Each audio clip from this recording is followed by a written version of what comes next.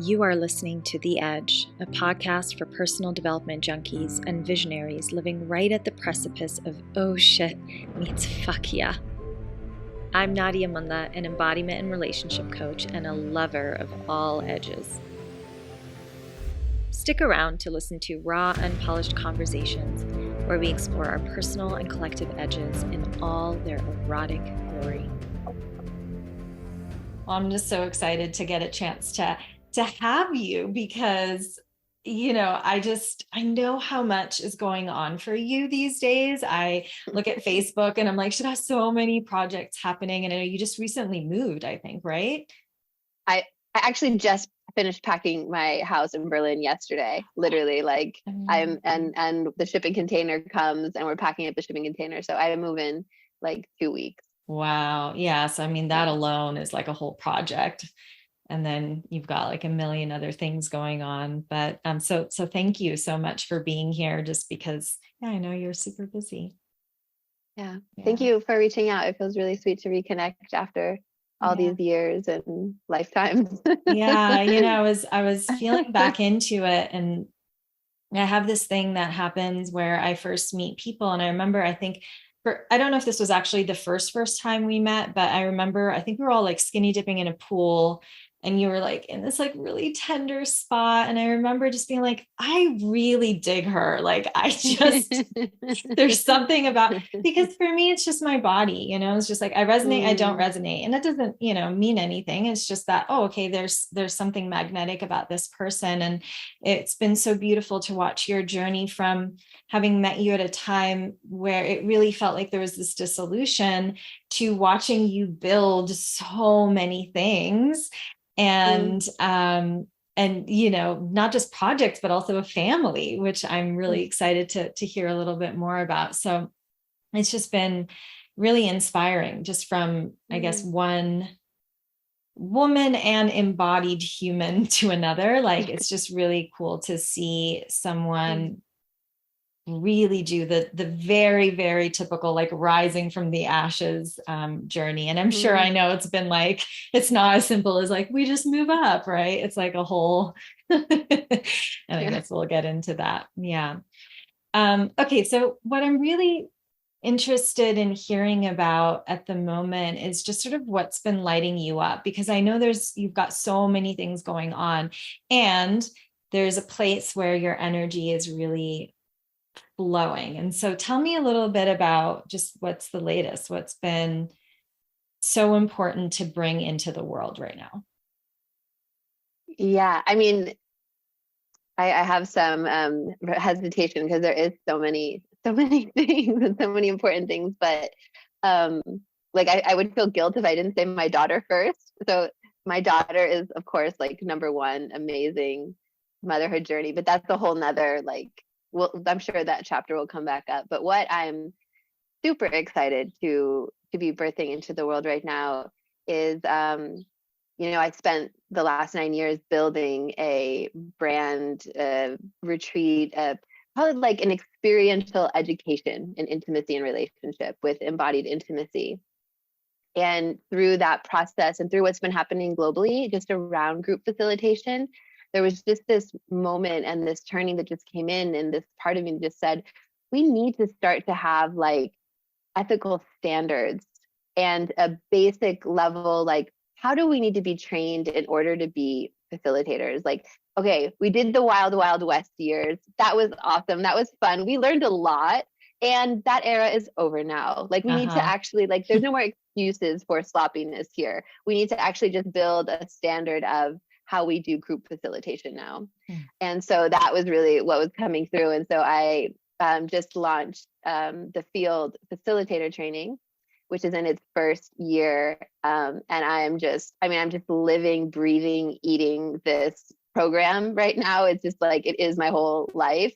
And getting ready to launch the second year, which is also just like, the first year of something is so amazing because it becomes, it goes from nothing to an actual like thing that you can touch and play with and mold. And so I'm in every learning, even the really, really hard ones that are coming too, is just joyful. It's like, because I love it so much. You know, I'm Yeah. just like, oh my God, we get to learn that too. And like, ouch, that hurts. And awesome. This is a learning too. So yeah, so that's what we're building through this first year is a curriculum in how to teach, because it's also, we're teaching the field.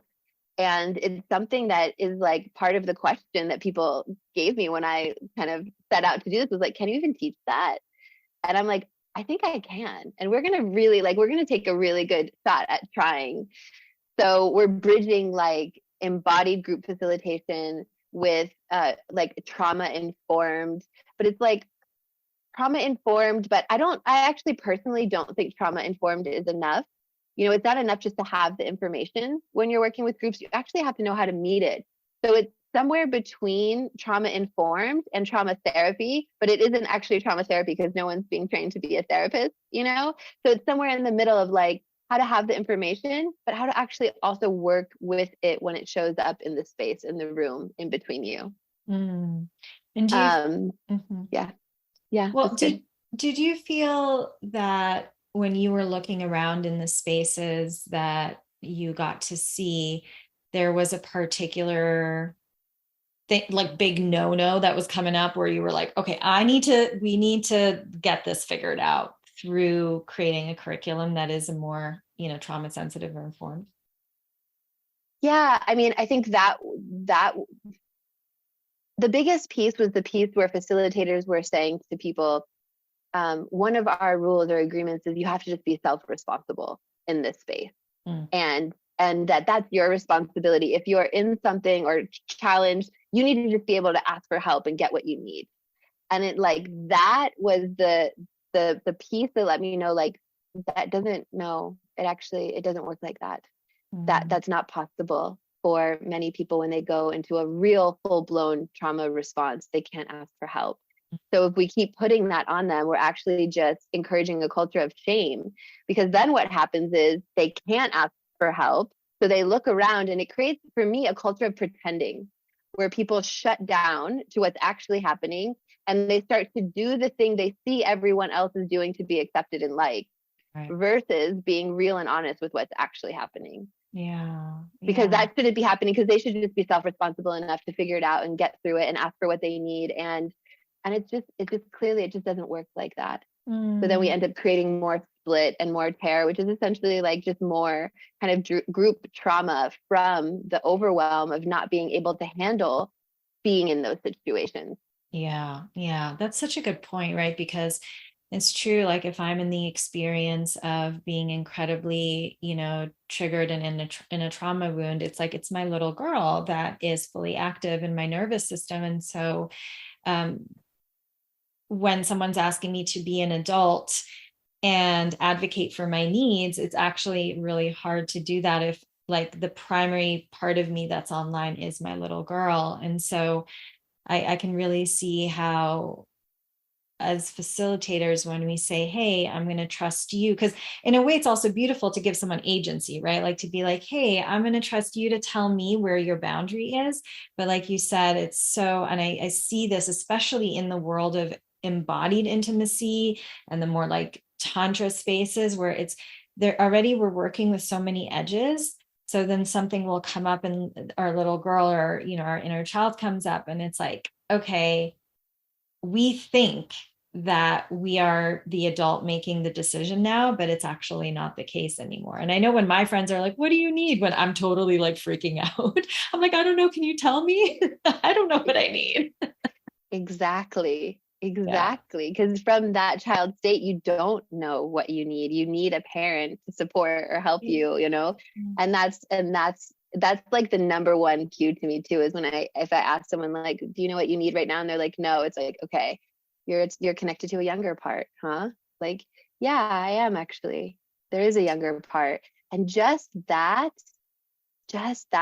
opening of just making contact with where they're at in that moment, which is authentic and real and allows more of them to be present there, is usually the peeking into the window that opens a whole new world of possibility. Wow, this is such an important conversation. I feel like it's going to shift everything. So first of all, just thank you for doing this work, because as a facilitator as well, and someone who also trains people and also like tries to be as trauma informed as possible, I'm really like feeling the potency of this piece and how rampant it's been. And it's not no one's fault, right? Like we're all trying our best. And the Wild Wild West chapter, like you said, was all of us just being like, no one knows, because there was no way to lead. Like we just all were like, let's try this, let's try that. Oh, that did not go well, right? Like there's like, and so now there's this like settling of the dust and going, okay, what is actually the most loving for everyone, right? And how do we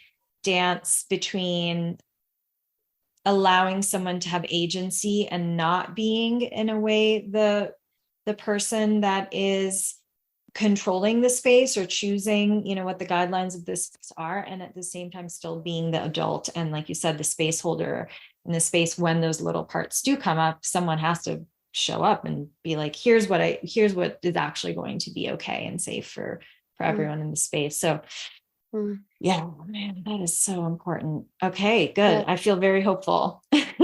Yeah. And, you know, I want to say something that it feels important because, you know, the more I talk about this, the more I also become a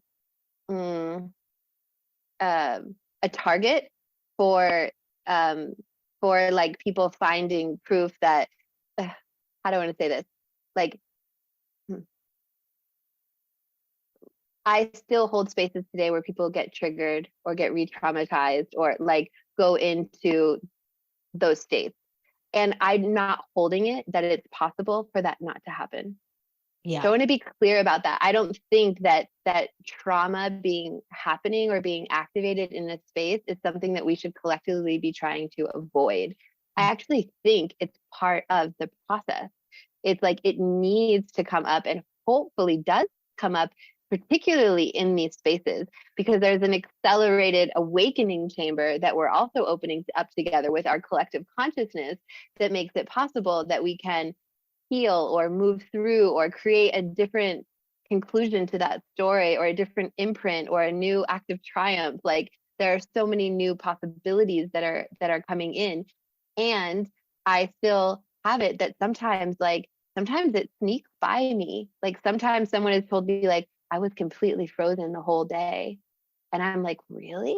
Like, you know, there are still those moments where I'm like, wow, that was really sly or sneaky, or I didn't touch that.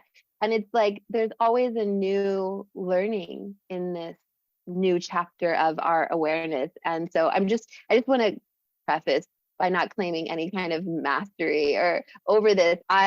Part of the reason I'm doing this training is because I'm like, I really want to learn this better. Like, I really want permission to be in a group of people who wants to go there with me and say, we all really want to learn this, not because we're all like, we're perfect at this now and we've just totally got this figured out. Yeah.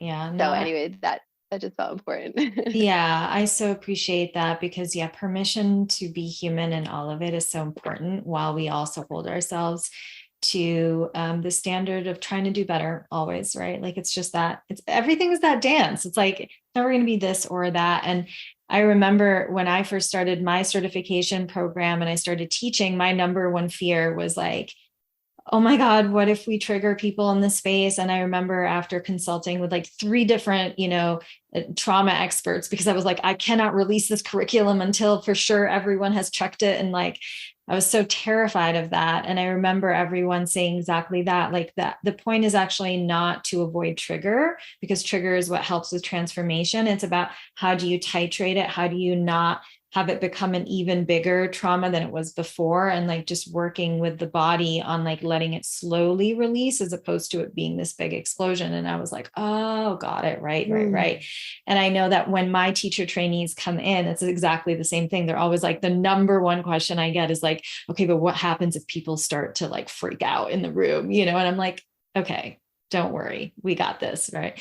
So I think we're always, and same thing, like I'm in that place where as a trainee of a trainer of a trainer of trainees, I'm still in that constant experience of how can I do this better? And what do we need to learn? And we're all just figuring it out as we go. But I applaud you for, just the courage to open even the conversation around it, because I think that is an important piece of us moving forward collectively. Yeah. Thank you. Yeah. Yeah, it's good, and it's been incredibly rewarding, and I'm just so looking forward to the continued evolution of how it develops. Yeah. Yeah. And Yeah. so I know right now you're doing these in person in Europe, right? Yeah. And we actually have a lot of people who listen to this podcast in Europe. It's about 50-50. Oh wow, So, cool. So US and Europe, basically. yeah, pretty much. I mean, of Cool. course, I'm not ignoring all the other countries, but that tends to be like my clients are sort of half half. And so, are are there plans to extend that out of Europe? Yes. So the plan with the field is to switch countries every year. Oh, So this awesome. year, the 2023 is in Berlin, 2024 will be in the UK, and 2025 might be the US.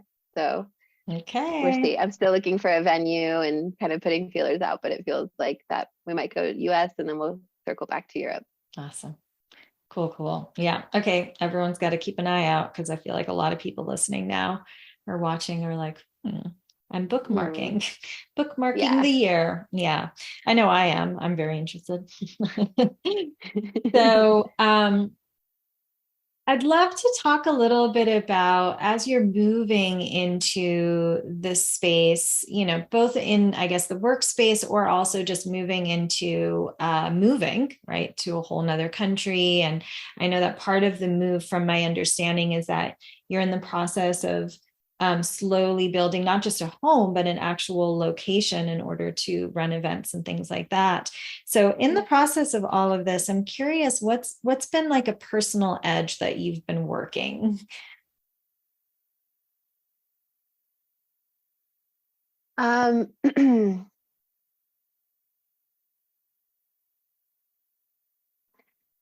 so yeah, so oh, interesting. So there's so where I'm moving to is an island, and it's part of a cluster of islands called the Azores Islands, and they refer to this area as like the Hawaii of Europe. It's like a 2 hour flight from Lisbon. It's part of Portugal, and it's a 4 hour direct flight from New York. So it's like right in the middle of the Atlantic. It's an amazing, has been primarily hidden gem for a long time, and it just it ticks a lot of boxes around having mild temperatures, having super like um, fertile soil from the volcano that it sits on, Wow. and just being connected to both, like close enough to both Europe and the US, which really meets my international heart's needs. And and so the vision is that there's a community project now that really my partner is leading, called Alma do Solo, which means soul of the soil. And it's about like it's a land regenerative project, so it's about like how do we live in connection to the soil, which where we come from the soil, we eat from the soil, and we go back into the soil, and it's about creating a more holistic relationship to living in relation to the land. And then of course there'll be like an education center and events and retreats and a whole, like it's like a small village project, which is, it's really the community that's showing up in support of this. I mean, it's really a magical thing, because I don't know so many community projects that have started this way. Usually like some rich guy who like buys some land and then invites his friends, and then they invite, but this is really like the group of people. There is no guy at the top. I mean, my partner and a few other people that are really important are stewarding the main vision, but like financially everyone is contributing. It's not one financial investor, it's everyone. And it's really special in that way, that anyone can be involved and have a say and get their hands in it rather than joining something. But in this, we went to the Azores and fell in love and found a beautiful little farmhouse and found some land, and I was a yes, and to all of this. And then as the project developed, it started growing so fast. Like it went from us getting a house to then 24 hectares to then 100 hectares to then 250 hectares. And now there's like a group of 500 people who's interested in the project. And I Oh, noticed like, and like you said, like I love new projects. Like I do. I love expansion. I love getting bigger. Like it's exciting for me. And when this project got this big, in addition to everything else, it was probably like the first time in my life where my energy body was like, this is actually too much. Like, like you can't hold this too. And that hasn't happened to me so many times in my life in such a clear way. And my heart is so in it at the same time. Yeah, there's like two layers of that are an edge for me. One is just like the edge of really being at my like, because I don't think people also understand, like when you hold the container for whatever it is, whether it's an event or a family gathering or a village project, it like there's a literal energetic container that you're holding, that all of that has to be able to pass through. And so yeah, so my edge was just finding that, like I found an edge of a container that was too big for me to hold. Maybe by itself as a primary it would have been fine, but like in addition to all of my other threads that I have open right now, it was just like, and in a similar way, it's also my partner and I, you know, I have projects, he has projects, we have a child together. There's also an edge in our relating where it's like we tipped into the projects becoming the priority instead of our relating, because there's been so much energy with the projects. They've been beautiful, but it made our relating take a really big backseat. So we're also in a big reevaluation of how to do that differently, or what needs to change. Because yeah, we've lost the intimacy that we had a deeper connection to once before. Yeah. Hi, love. Just wanted to take a moment out of this conversation to let you know there are so many ways to start your embodiment and intimacy journey. It is not necessarily having to work privately in a coaching container with me. There is a whole page on nadiamunla.com under the tab Self-Study that is dedicated to anyone who's looking to just start their journey. So whether it's an Embody at home class that you want to start to bring into your morning or evening routine to just move the energy, to explore your different feminine archetypes, or maybe it's something in the world of intimacy and sexuality. I've got master classes from everything around energetic sex to exploring monogamish type relationships and lots more. So definitely go take a look at the page, nadiamunla.com, and then go to the tab that's self-study. And for those of you who are here on this podcast listening, I've gotten so many DMs from beautiful, devoted listeners sharing with me how much of an impact these conversations have had. And I really just wanted to give back the love with a special 50% off code. So if you go to the checkout on any of the classes that are there and you put in podcast love, all one word, in the coupon code on the way out, right?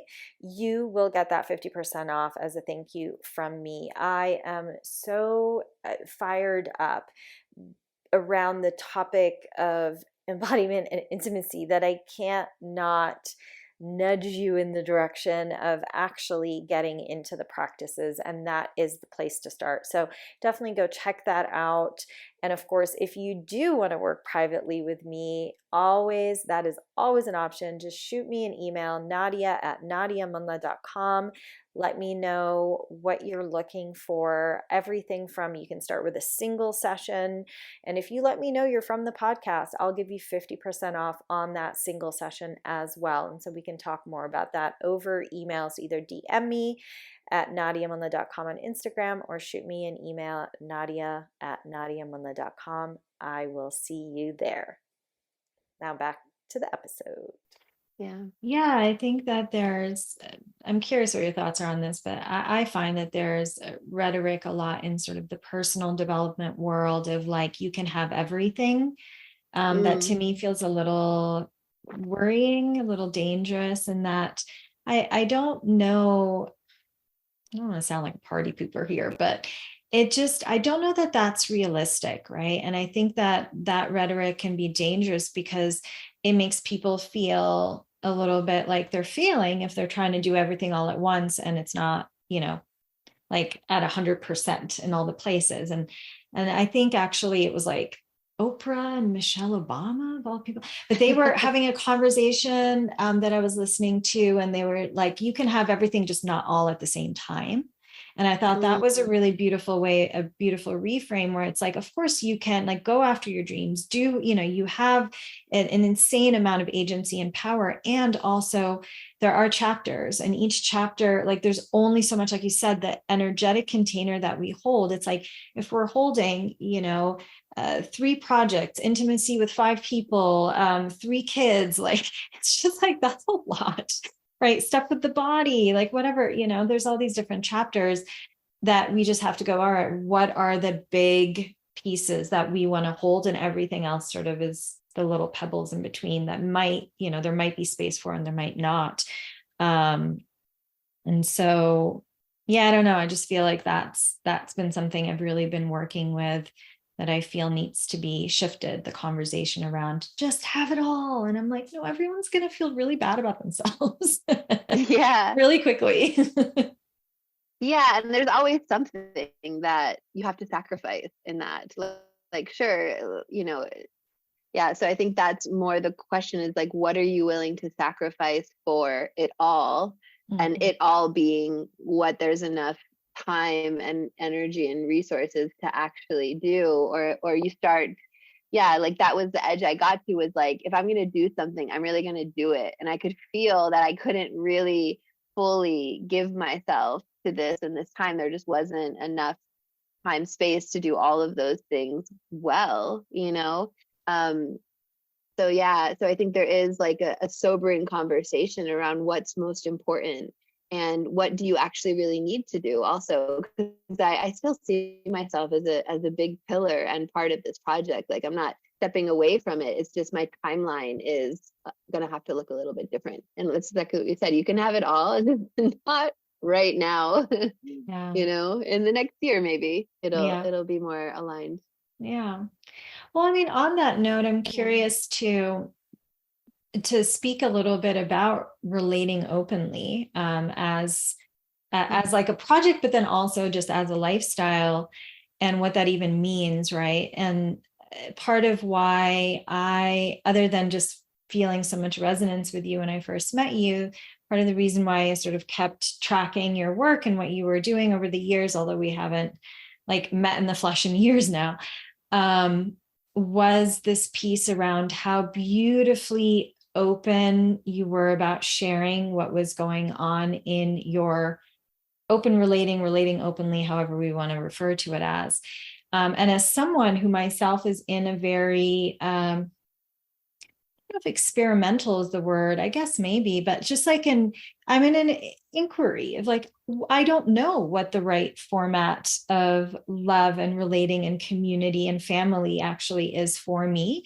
And I've just been very open about like navigating, like, okay, I try this, maybe I try that, and I will try that now, or I don't know what I'm trying. Right. So in doing that, that also requires holding so many energies and being with like juggling so many balls. And so I'm curious, let's see, what's the question that wants to emerge from here? I think that it was really inspiring to watch you make the decision to, you got pregnant and you decided, okay, I'm going to have this baby who's now the light of your life. I'm curious, in the process of shifting your lifestyle a pretty significant amount, what are some things that came up for you that felt like really humbling and like important lessons that you would want to share with people like myself who are still figuring it out? Like, I'm like, am I going to be a mom? Do I, all that stuff. Yeah. Well, there's like an open relating conversation, and then there's like a parenting conversation. That's true. Yeah. For me, like the open relating one is almost easier than how the parenting one has become so complex. Yeah, so some important pieces. Well, so right before I got pregnant I remember that as the happiest. Is my connection still okay? Yeah, you're good now. Sorry. Okay. Was the happiest I've ever been in my relating quadrant of my life. It was like I had 2 primary partners. We had more lovers. Everything was just like, it had just felt like, okay, this is it. Like I figured out exactly my sweet spot. This is how I want it to be forever, you know? And that was right before I got pregnant. And then I got pregnant. And the pregnancy was not planned. You know, I didn't even actually really want children. If I'm honest, I didn't plan to become a mom. But in the opening with my partner Leonard, it like we looked at one another. We're like, there's a soul that wants to come through us, and we were both just like, yeah, that like I can't not feel that. And so I had this like, okay, maybe like a year or two, like I'm just going to let this new reality land. Maybe I'll have children. We'll have children together. There's obviously something here. And then a month later, I was pregnant. So it was a lot for me to just navigate that new experience, but it felt very right. And I had this vision idea that the family that we were creating, because we were living all together, me, Booster, and Leonard, my 2 primary partners at that time, Sophie, who's Leonard's ex-partner before me, and then another woman called Erin, who was also like a lover. We were all living together, and this was going to be like our family, and we were going to raise this child together. And that didn't last very long. It started to change really fast, and I think it got real for everyone. And particularly Booster, who had been my partner at that point for 7 or 8 years. And I think it was too much for him, that new idea that he would stay in relationship to me and need to care about me and not be the father of the child that I was getting ready to birth. And I think that's I have compassion for that. I mean, there's a part of me that's also hurt by that, because I really wanted him to show up at that time, but he just wasn't able to show up at that time. So we were in the transition process for most of my pregnancy. And the most difficult thing for me in retrospect is that when you're open relating and your heart goes through shifts and changes like this, it's really hard to compartmentalize. Like it's really hard to be in a breakup with one partner and be totally in love with another partner. It's almost like, and I said this to Leonard, I was like, I almost feel like I need to just break up with everyone right now and be single and then start back over, because actually separating one love from my life and then trying to show up in love and build something with another partner was just, they were completely conflicting needs and desires. And it really stretched me in a way. And I was pregnant. It was like so intense. Wow. It really stretched me. And I felt that like if I hadn't been pregnant, I would have just dumped not dumped everyone, but I would have just said like, I need to close all these relationships for now. I need to go, find myself for a few months somewhere different, and then I'll come back and put the pieces back together. But it has felt a little bit like, like keeping something that was falling apart, like patching it up. My relationship life since has felt a little bit like patchwork, because it didn't feel the same as the prior one that felt like it got built in connection and in love and in yes. Where this one had a big tear right through the center. So I would say to keep that in mind. And, I was talking to a girlfriend recently, and she was in a similar situation. And she said, when I'm fighting with one partner, it's really hard to be in love with my other partner. It's just like the heart, I don't think the heart can switch like that. It's like when you're in one emotion, it's really present in your whole life. You can't just turn that off, Yeah. Well, I mean, definitely to try to be building when there's also a foundation of grief or loss can be really confusing to our system. So like hearing you in that story is like, you're like, already your body is naturally just creating there is already building happening inside, but then to also be building on the outside while there's also grief on the outside, it's just like, it's a lot to work with, I think. I'm also struck by something, I rarely get to talk. There's actually not, even though I relate openly or openly relate or whatever we want to call it. I'm not actually very much in a community. Like most of my friends are pretty monogamous and sort of standard. And so I don't get a chance to talk. Well, I don't know. Robots. No, I love you guys. I love you guys. I do. I know. Okay. Got it. Guilty. Yeah, it's always refreshing to talk to someone who has been through a different experience that maybe feels a little bit closer to mine, although it's still very different.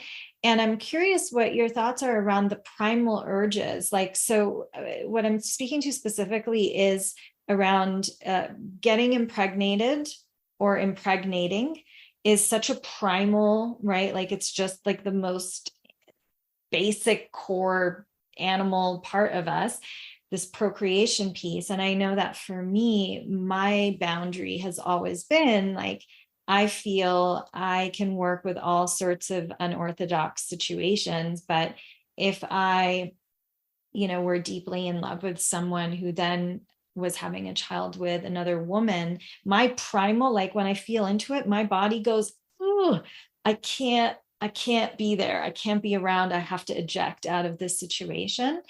And I've really been sitting with like, at what point, like, do we override that, if that is true to us, or do we just honor it? And how do we work with these? Because there's a lot of primal urges that show up that aren't necessarily supporting a more evolutionary version of love, right? So it's like, it's this interesting push and pull there. I don't know if you have any thoughts around it since very present in your life.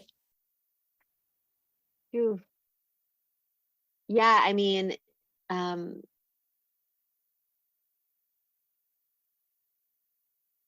yeah, what I'm present to is, for me, since becoming a mother and being pregnant and now being a mom, there is a huge primal shift that has happened in my being around my beliefs about almost everything. And I was not prepared for that to the extent that it is. Like, I think I've been pretty like solid and secure in my being, and I had my stuff, more or less worked through who I am as a person. And I couldn't have imagined how much was still left to shift in that, and how much just getting pregnant and having a child would change my beliefs about a lot of things. So I want to say that, like, primally, nothing in my life has shooken me and changed me like becoming a parent. And I don't even think anyone can tell you now, because when people told me, I was like, yeah, I'll still be this, I won't, and no, I'm very much like probably many other moms out there. Like, it something to you. At the time when I was going through this, when I was pregnant and this whole thing with Booster, another woman asked him to get her pregnant, and he said yes. And so I was also at that time navigating the possibility of him getting another woman pregnant while I was pregnant. So I knew that primal betrayal of, like, at the time he was still my primary attachment figure in my life, and there was like a no in me that no, that's not supposed to happen. You're not supposed to do that. I should be the person that you do that with. Yeah.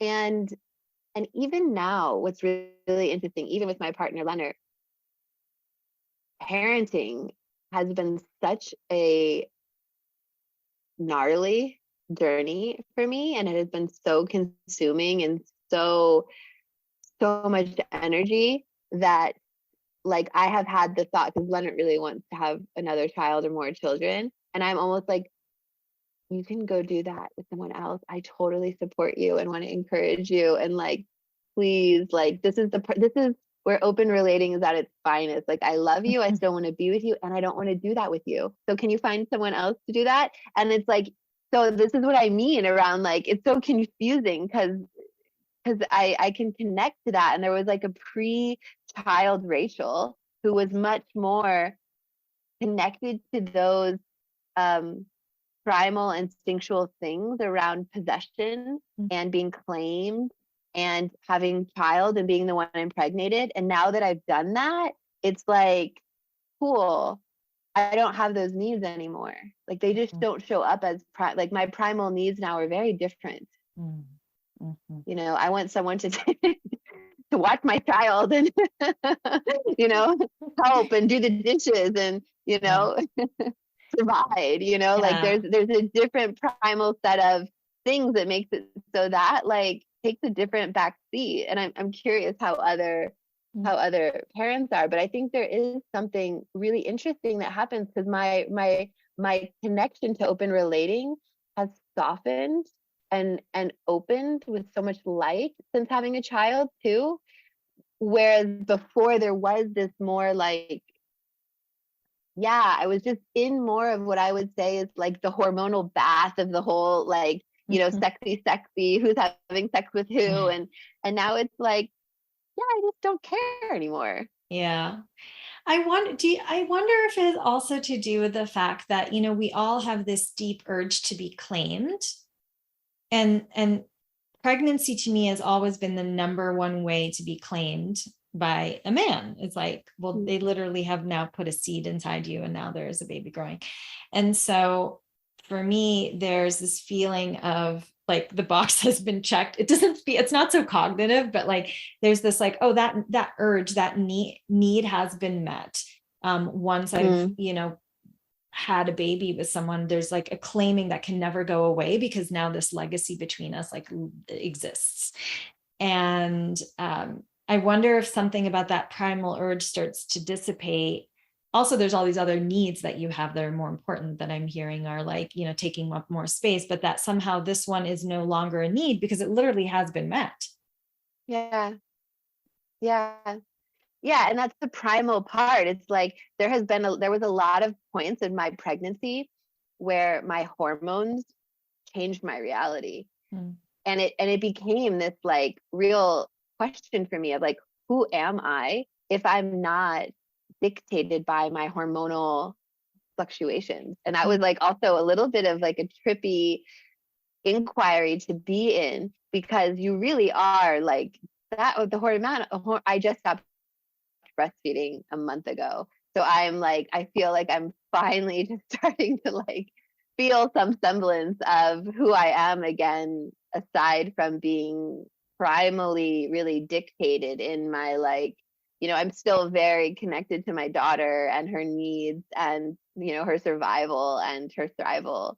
But my body now is finally feeling like it's coming back into some kind of a state of being like a sovereign state, which feels really nice for this moment. So yeah, so it is a big question that I've had of just like, you know, the body wants to procreate, like that's what we're here to do. And so of course all the drive is going towards that end of procreating, you know. And then once you have done the thing, all the energy goes towards keeping that child alive. You know, when a woman is breastfeeding, it's literally that like the energy in your body goes to your boobs. So like your there isn't energy, there isn't life force in your yoni when you're breastfeeding, really. I mean, some, but it's rare. It's not expected. Most women are really suffering from having a super low to no libido when you're breastfeeding. And people don't even think of that it's just like, so life force now is going towards procreation. Like we had to keep the baby alive. We don't need to worry about having more right now. We need to like nourish this one. And so the priorities just shift with that. And you have really no choice about it. It doesn't matter who Rachel is. Rachel is taken over by a biological instinct to procreate. What an initiation. Wow. I wonder if I'll ever, I'm so open. I'm like, oh, maybe I'll have this experience. Maybe I won't. I have no idea. We'll see. Yeah. So I would love to, you know, since I'm the typical person, I guess, that you could speak this advice to, because I'm very much like maybe the woman that you were pre-motherhood. But if you had to give advice to people who are navigating just like a new paradigm of relating and figuring out how to do it while also being aware of, I'm 41, so I'm in a very particular spot in terms of my biological clock. We don't know exactly, but generally going a little downhill. At least science says so. I'm curious, when you think back, if there's anything you would have wanted to share with a younger version of yourself that share today for those who are in this inquiry or navigating these bizarre and loving experiences. Yeah.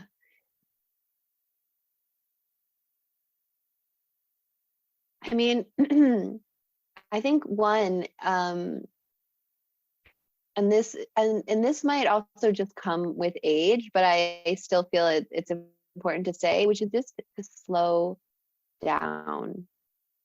Like, and it is this, that particularly in open relating, when you have more than one connection, it's almost like for every connection, it has like a 50% slowness, at least minimum, needs to happen. Like, multiple relating can't happen at the same speed that dyadic relating happens at. It's just too much information to process, and the nervous system needs time and space to catch up. When there's more energy, when there's more heat in the fire, like, you have to slow everything way down. I don't think I could say that one enough, because as a culture, we've just been in this dyadic relating for so long, and it's like that first year and a half it's pretty much just a dopamine ride, and you're just in that fix. You just need your fix and you're in it. And then people want to take that and just overlay it and apply it right to open relating and do all the same things at the same speed. And they want their partner to just like get with it and like suck it up and like, this is good for us. And it just simply doesn't work like that. So you have to really work on the skill of practice and patience and really like taking your time and making sure that everyone is along for the ride. In my experience, when I've gone really fast and fast enough that there's a tear or a break or something that or something where there's repair needed, that repair takes a really long time to come back from. And so my advice, actually, I got this advice from Daniel Schmachtenberger, which was always in open relating, build on successes. So go slow enough that you every new step that you take is another win. And then you get to build on that win and then build on that win. Because when there's a rupture in this style of relating, it doesn't, for whatever reason, it really hits some of those abandonment, betrayal wounds deeper than normal dyadic stuff does. Mm-hmm. Mm-hmm. Okay, one last question I have for you. Okay. I'm curious if you feel there's certain people, like there's a certain makeup in someone's nervous system that gives them more propensity to relate openly versus other nervous systems, or if you think everyone has the ability and the capacity and it's just a matter of whether they choose to do so or not. Yeah. Yes. And I want to say one thing. For me, open relating is being in more, having a relationship that is more than monogamy. So it's open beyond the primary couple. And for me, relating openly is openly sharing how I relate with the world. That would be the distinction because we had a business. We started teaching a little bit while through a brand called Relating Openly. And that was really the vision of that brand, was like, how can we stop hiding the way that we're relating and keeping it behind closed doors, but those edgy alternative styles, how can we bring those into the open and be seen and vulnerable in the way that my heart wants to be loved? So anyway, I just wanted it's an important distinction. Yeah. Yeah. And Yes, for sure. I definitely think that there are people who have a larger propensity towards this, and some who just shouldn't. I definitely don't think this is for everyone. 100,000% do not think this is for everyone. I wouldn't say I have it narrowed down in a way to what those boxes are that someone fits into or not. I think that there's some, for sure, early childhood abandonment material. If that is there, any kind of really abandonment material is going to make it challenging. Um, but there are certain people in the world, like, like Reed Mahalko is a great example. This man is just like, he was born to open relate. Like he's like the epitome of this. Like, I can't even ever imagine that monogamy was ever even a concept in his being. Mm. And so there are people, and I don't know what that is that makes him that way. He'd be a good person to talk to. To just say, like, what is that? But he has something. And it could also just be a secure attachment. There are a few of the other people I know who are securely, like, really truly securely attached, like had an epic upbringing with parents who loved them and cared about them, and are just like, they do open relating really well. It's really natural, it's really easy, it's really safe, they come from love. Like that is the person who I have seen succeed most. Is someone who just says, like, I had a beautiful childhood. My parents were amazing. I was really loved, and I love to give and receive that love. Like, those people are thriving here. Yeah, I think I'm going to continue to thank you for your perspective on it. Because and me and my friends are always curious. They're always asking me, they're like, what do you think it is? Like, why can you do this and we can't? I'm like, I have no idea. Like, I wish I could tell you. I do not know, but it's just my path. I'm sure there's something also astrologically that's in your chart, maybe in our charts, that is, I think there's a lot of other people too, like myself included, who are on a healing journey with it. Like, there's some people who have a propensity towards, how do I keep growing and healing and moving towards my next evolution? And there's some people who are like, well, this is me and I'm really happy here and I just want to be loved here and I don't need anything else, and I think it's just different styles. Yeah. I think also, like you speak to something important, which is our soul's work. Because when I look at all the relationships, romantic relationships on both sides of my family, I don't have a single model of a healthy relationship on either side. And both of both of my parents struggled so much. I mean, they both had two different marriages that didn't work out. And like, when I say didn't work out, not just that they're not together, like they hate each other, you know what I mean? Like, it's like not it's a dysfunctional ending. Yeah. Me too. And so, same thing. Yeah. So I'm like, no, I don't think it's because I didn't grow up with that secure, like, beautiful model of love at all. And it was definitely not safe, or there was definitely abandonment. So I do think for some of us, it might actually be. For me, I always feel into, I would like, so much of my deep soul's work in this lifetime is actually to be the guinea pig and to try out all these different ways to find what I like to call, me and one of my, I don't know, by one of the men in my life, referred to as, love with a capital L. It's just like, what is it that we need to experiment with to really find this place of unconditional love inside of us? What needs to shift? What needs to exist? And that's different for each person. But I think going on that journey is, it's just like, there's this pull in that direction, even though sometimes I'm like, I don't want to do any of this stuff. Why am I here? Yeah. Totally. I totally get it. Something I want to say that you reminded me of as you were speaking is, I can't tell you how many times people reach out to me and say, like, I really want this open relating. It's like, it is my, like, I know that this is what I'm supposed to do, but my partner isn't interested at all. And how do we make this work? And to those people, my answer is always the same. It will not work. Like, with two people who want to do it, it can be really hard. But with someone who wants it and one person who does not want it, it is impossible, and it's totally not worth it.